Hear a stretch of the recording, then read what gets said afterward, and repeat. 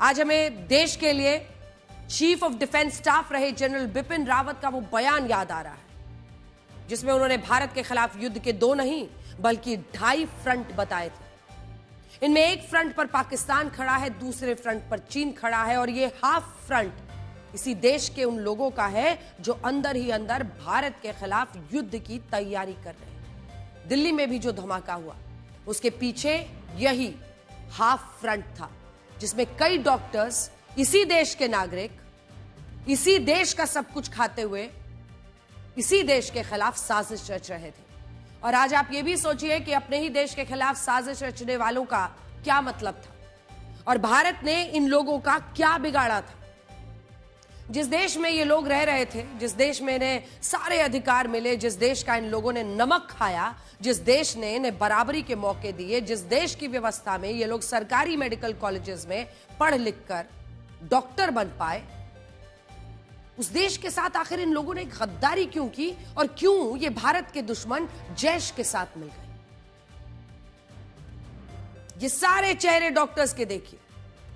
इस देश ने उनको तमाम अधिकार दिए, इस देश में पलकर, बढ़कर, पढ़कर डॉक्टर बने। आज हमने पूरी रिसर्च की ताकि हम आपको यह बता सकें कि इस देश ने इन लोगों के लिए क्या क्या किया और बदले में इन लोगों ने हमारे देश को क्या किया। अब तक जिन 6 बड़े डॉक्टर्स को जांच एजेंसियों ने गिरफ्तार किया है ना, उन सभी ने पता है कहां पढ़ाई की?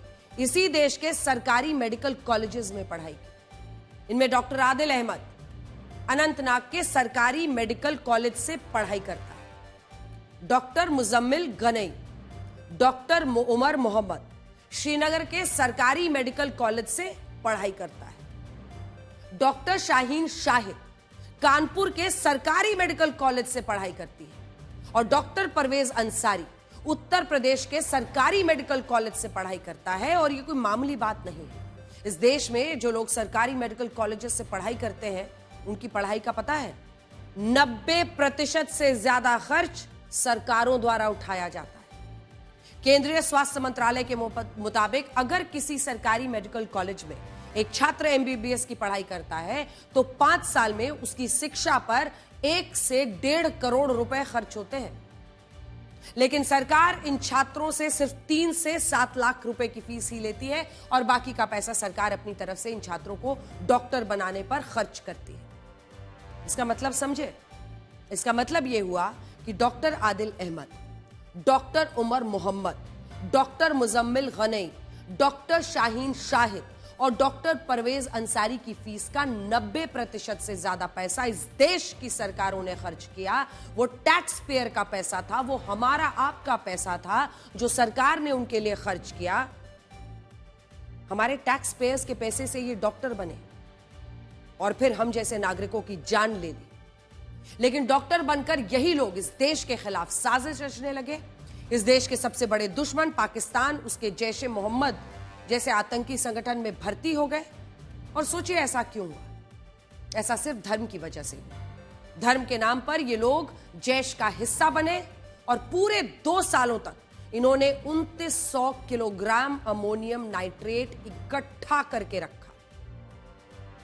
यह विस्फोटक इतना है कि इससे पुलवामा जैसे 15 धमाके किए जा सकते हैं और इन धमाकों में हजारों बेकसूर लोगों को मारा जा सकता है। आज हमें दुख के साथ ये कहना पड़ रहा है कि भारत की सरकारों ने तो इन लोगों पर करोड़ों रुपए खर्च किए, इन्हें डॉक्टर बनाया, लेकिन बदले में ये तमाम लोग इसी देश को बुरी तरह दहलाने की योजना बना रहे थे और ये सब कुछ धर्म के नाम पर किया जा रहा था। आपको यकीन नहीं होगा कि जिस शख्स ने इन डॉक्टर्स के दिमाग में जिहाद का जहर भरा, वो शख्स एक मस्जिद का इमाम है और इसका नाम है मौलवी इरफान अहमद। जम्मू कश्मीर पुलिस ने इस मौलवी को गिरफ्तार कर लिया है और इसके बारे में कई नए खुलासे हुए हैं, जिनसे ये पता चलता है कि यही मौलवी जैश के फरीदाबाद मॉड्यूल का असली मास्टरमाइंड है। पुलिस के मुताबिक ये मौलवी नौगाम की एक मस्जिद का इमाम है होते हुए श्रीनगर के सरकारी मेडिकल कॉलेज में भी काम करता था। मौलवी था लेकिन सरकारी मेडिकल कॉलेज में काम करता था। ये वही मेडिकल कॉलेज है जहां पर ये दोनों तरफ दिख रहे हैं ना आपको, बीच में मौलवी, एक तरफ डॉक्टर मुजम्मिल, एक तरफ डॉक्टर उमर अहमद। ये वही मेडिकल कॉलेज है जहां से डॉक्टर मुजम्मिल गनई, डॉक्टर उमर मोहम्मद ने एमबीबीएस की पढ़ाई की थी। और इसी दौरान ये दोनों डॉक्टर्स इस मौलवी के संपर्क में आए थे। शुरुआत में ये मौलवी इन दोनों डॉक्टर्स को नौगाम की मस्जिद में आने के लिए कहता था और इन्हें जैश ए मोहम्मद के ऐसे वीडियोस दिखाता था जिनमें जिहाद के लिए उकसाया जाता था। डॉक्टर मुजम्मिल गनई, डॉक्टर उमर मोहम्मद जब श्रीनगर से फरीदाबाद आए और फरीदाबाद की अल फलाह यूनिवर्सिटी में बतौर प्रोफेसर काम करने लगे, तब इसके पीछे भी यही मौलवी इरफान अहमद था। आरोप है कि यह मौलवी जैश के कहने पर भारत में डॉक्टर्स का व्हाइट कॉलर मॉड्यूल खड़ा कर रहा था और ज्यादा से ज्यादा डॉक्टर्स को जैश से जोड़ने की कोशिश हो रही थी। इसी बीच फरीदाबाद की अल फलाह यूनिवर्सिटी में डॉक्टर मुजम्मिल गनई की मुलाकात लखनऊ की डॉक्टर शाहीन शाहिद से हुई, जो पहले से इस यूनिवर्सिटी की सदस्य थे। दावा है कि डॉक्टर मुजम्मिल गनई ने मौलवी इरफान अहमद को इस महिला डॉक्टर के बारे में बताया और यहीं से इस साजिश को रचा गया कि भारत के अलग अलग शहरों को बम धमाकों से दहलाया जाएगा और इसके लिए धीरे धीरे धीरे धीरे विस्फोटक जमा करने शुरू हो गए। मौलवी इरफान अहमद, उसने लखनऊ की डॉक्टर शाहीन शाहिद से बात की। पिछले 2 सालों से ये सारे डॉक्टर्स मिलकर धीरे धीरे 2900 किलोग्राम विस्फोटक तक इकट्ठा करने में कामयाब हो गए। शुरुआती जांच में शक है कि डॉक्टर शाहीन शाहिद ने पैसों का इंतजाम किया और मौलवी इरफान अहमद ने धीरे धीरे विस्फोटक को फरीदाबाद में इकट्ठा करना शुरू किया। फरीदाबाद में डॉक्टर मुजम्मिल गनई और डॉक्टर उमर मोहम्मद को यह निर्देश था कि वो इस विस्फोटक को किसी भी तरह सुरक्षित रखेंगे और इस विस्फोटक को कार धमाके के लिए ही इस्तेमाल किया जाएगा। बड़ी बात यह है कि स्टेरर मॉड्यूल में सारे डॉक्टर्स एक दूसरे से जुड़े थे और ये सभी डॉक्टर्स नौगाम मस्जिद के इमाम इरफान अहमद के लिए काम कर रहे थे। ये बीच में जो चेहरा आपको दिख रहा है, मौलवी इरफान अहमद।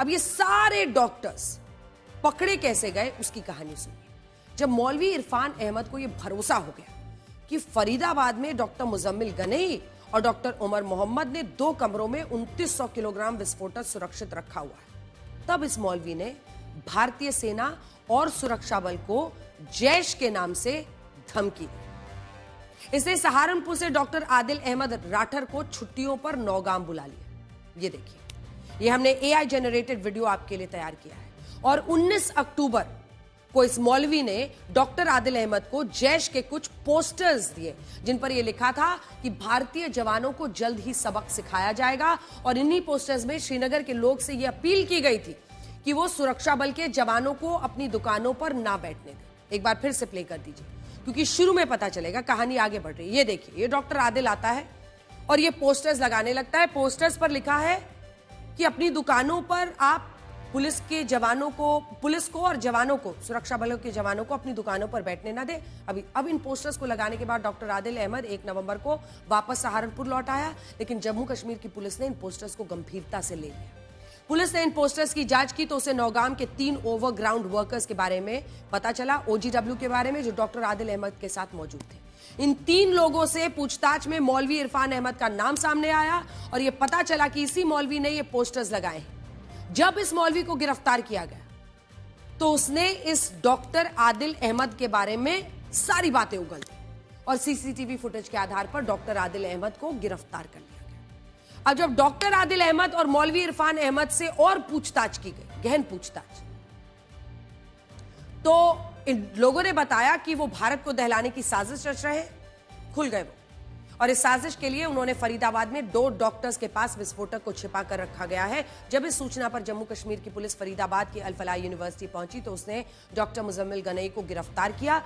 यानी हरियाणा पुलिस, जम्मू कश्मीर पुलिस मिलकर ऑपरेशंस को अंजाम देती है। मुजम्मिल गनई, डॉक्टर मुजम्मिल गनई को अल फलाह यूनिवर्सिटी से गिरफ्तार कर लिया गया, जबकि डॉक्टर उमर मोहम्मद वहां से I-20 गाड़ी लेकर निकल गया और ये वही गाड़ी थी जिससे 10 नवंबर को दिल्ली में लाल किले के पास धमाका हुआ। डॉक्टर मुजम्मिल गनई विस्फोटक के बारे में और डॉक्टर उमर मोहम्मद के बारे में पुलिस को सब कुछ पता चुका था और पुलिस डॉक्टर उमर मोहम्मद तक पहुंचने वाली थी, लेकिन पकड़े जाने के डर से डॉक्टर उमर मोहम्मद ने ज्यादा इंतजार नहीं किया। ऐसे विस्फोटक में कार के साथ धमाका कर दिया जो पूरी तरह विकसित ही नहीं थी। वो समझ गया था कि अब मैं बचूंगा नहीं, तो उसने ठान लिया कि मार कर मरूंगा।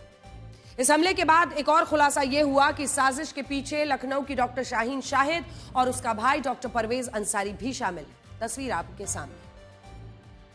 इस सूचना पर लखनऊ की पुलिस ने इस महिला डॉक्टर को भी गिरफ्तार कर लिया है और इसी ने अब पूछताछ में बताया कि वो नौगांव के मौलवी इरफान अहमद के इशारे पर काम कर रही थी और इसी मौलवी ने उसे भारत में जैश की महिला आतंकी ब्रिगेड का मुखिया बनाया था। सोचिए, ये महिला डॉक्टर एक जमाने में उत्तर प्रदेश की टॉपर थी, लेकिन आज ये टॉपर से टेररिस्ट बन चुकी है। हमें इस महिला डॉक्टर की एक तस्वीर मिली है जो कानपुर के सरकारी मेडिकल कॉलेज की है। बताया जा रहा है कि डॉक्टर शाहीन शाहिद का अपने पहले पति के साथ तलाक हो गया था और इसी के बाद से वो महिला डॉक्टर फरीदाबाद के अल फलाह यूनिवर्सिटी में पढ़ाने लगी। ये देखिए कॉलेज की तस्वीर, सरकारी कॉलेज, सब्सिडाइज्ड फीस, टॉपर भी थी, अब टेररिस्ट बन गई। और यही इस महिला डॉक्टर की मुलाकात डॉक्टर मुजम्मिल गनई से हुई और डॉक्टर मुजम्मिल गनई ने डॉक्टर शाहीन शाहिद को मौलवी इरफान अहमद से मिलवाया और इसके बाद ये सारे डॉक्टर साथ मिलकर साजिश रचने लगे और पुलिस धीरे धीरे करके इन सब तक पहुंच गई। आज डॉक्टर शाहीन शाहिद के पहले पति ने भी ये आरोप लगाया है कि उसका तलाक इसलिए हुआ था क्योंकि डॉक्टर शाहीन शाहिद भारत में रहने के लिए तैयार नहीं थी, वो यूरोप जाकर बसना चाहती थी, इसीलिए उसने अपने बच्चों को भी छोड़ दिया था। लेकिन सोचिए, बाद में इस महिला का ऐसा ब्रेन वॉश हुआ कि ये जैश की हैंडलर बन गई और अब मौलवी इरफान अहमद के साथ इस भूमिका को सबसे खतरनाक माना जा रहा है। सुनिए। तो देश के बाहर शिफ्ट होना चाहती थी? देश के बाहर वही यूरोपियन कंट्रीज में यूजुअली जाना आदमी पसंद करता है। ऑस्ट्रेलिया का उनका इरादा ज्यादा था, ऑस्ट्रेलिया उनको अच्छी जगह लगती थी, पसंद थी उनको। अब मेरे से एक बार बात हुई, बहुत डिटेल में कोई बात नहीं हुई है। मुझसे ये कहा कि आप चलना पसंद करोगे, ज्यादा अच्छा वहाँ पे चांसेस बहुत अच्छे हैं, हम लोगों का अच्छा फ्यूचर रहेगा। मैंने बोला यार यहाँ पे कौन सा बुरा, सब बढ़िया, फर्स्ट क्लास। भारत में रहना चाहते थे वो? और क्या, दूसरी चीज के सारे रिलेशन यहाँ पे हमारे हैं। इस टेरर मॉड्यूल के 3 हॉटस्पॉट्स हैं। पहला हॉटस्पॉट है फरीदाबाद की अल फलाह यूनिवर्सिटी, जहां डॉक्टर मुजम्मिल गनई, डॉक्टर उमर मोहम्मद और डॉक्टर शाहीन शाहिद काम करते थे। दूसरा हॉटस्पॉट है पुलवामा, जहां डॉक्टर मुजम्मिल गनई, डॉक्टर उमर मोहम्मद और डॉक्टर सज्जाद अहमद माला का घर है और ये तीनों यहीं से एक दूसरे को जानते थे। और इस टेरर मॉड्यूल के मास्टरमाइंड मौलवी इरफान अहमद ने इन तीनों का ब्रेन वॉश किया था। तीसरा हॉटस्पॉट लखनऊ, जहां से डॉक्टर शाहीन शाहिद और उसका भाई डॉक्टर परवेज अंसारी, भाई भी डॉक्टर है, डॉक्टर परवेज अंसारी, इस साजिश को अंजाम दे गए थे। लखनऊ उत्तर प्रदेश की राजधानी है, जहां से शाहीन शाहिद और डॉक्टर परवेज अंसारी का घर मुख्यमंत्री योगी आदित्यनाथ के आवास से जानते हैं सिर्फ 2.5 किलोमीटर की दूरी पर था। आप इस नक्शे पर भी इन आतंकी डॉक्टर्स के घर से मुख्यमंत्री आवास की दूरी देख सकते हैं, 2.5 किलोमीटर। पिछले 2 दशकों से लखनऊ में कई नई कॉलोनियां बसाई गई, जिन्हें आतंकियों ने अपना सुरक्षित ठिकाना बना लिया है और पिछले 20 सालों में यहां किस किस आतंकी संगठन के लोग गिरफ्तार हुए हैं, उसकी पूरी सूची आप अपनी टेलीविजन स्क्रीन पर अब देख सकते हैं। क्या आपने कभी ये सोचा है कि इन संदिग्ध आतंकियों को लखनऊ में रहने के लिए जमीन और घर आसानी से कैसे मिला? तो इसे लेकर भी आज एक बड़ा खुलासा हुआ है। ये पता चला है कि डॉक्टर शाहीन शाहिद का भाई डॉक्टर परवेज अंसारी आजमगढ़ का रहने वाला था, लेकिन जब वो लखनऊ आया तो लखनऊ शहर के सबसे बड़े मदरसे के एक मौलवी ने उसकी मदद की। इस मदरसे को लखनऊ में नदवा कहा जाता है, जहां दूसरे देशों से भी कई लोग पढ़ने के लिए आते रहते हैं। आरोप है कि इसी मदरसे का एक मौलवी डॉक्टर परवेज अंसारी के साथ लखनऊ जिले के मुतिकपुर आया और वहां एक व्यक्ति से यह कहा कि वो डॉक्टर परवेज अंसारी की गारंटी लेने को तैयार है और इस डॉक्टर को रहने के लिए यहां जमीन दिलाई जाए।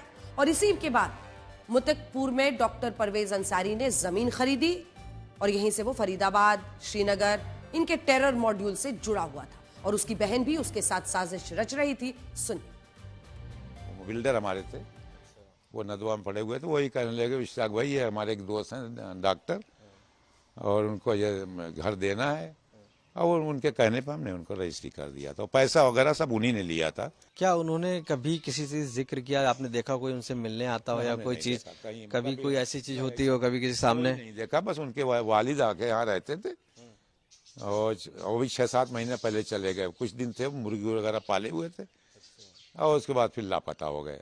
कभी आप लोगों को नहीं लगा कि इस तरीके की एक्टिविटी? अभी भी डाउट है कि लगता ही नहीं कि वो इस तरह को होंगे। अब अल्लाह बेहतर समझे कि क्या है।